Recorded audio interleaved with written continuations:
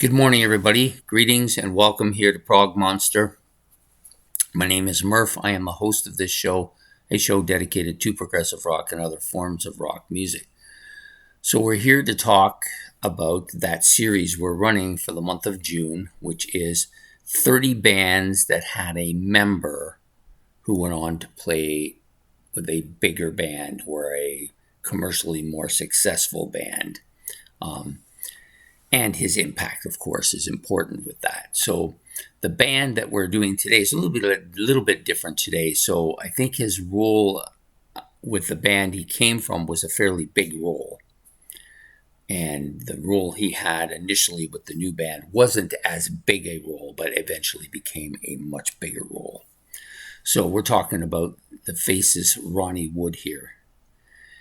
Going to join the Stones. So the Faces at that time were Rod Stewart, and there's some bigger names in there: Rod Stewart, Ronnie Lane, Kenny Jones, who eventually went on to play with the Who, was in that as well.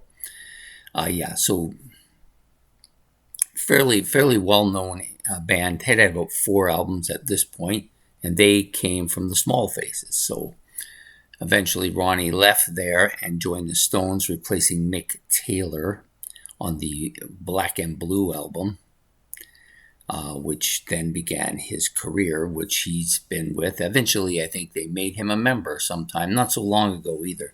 So for me, the tale of the tape is the Faces to the Rolling Stones. As big as the Faces were, and I think they were a pretty big band at that time, I don't think they actually compared to the Rolling Stones in size and scope. So that's just my opinion, but that's the way I see it. So today's episode, the Faces member Ronnie Wood going to the Rolling Stones. So I hope you've enjoyed this episode.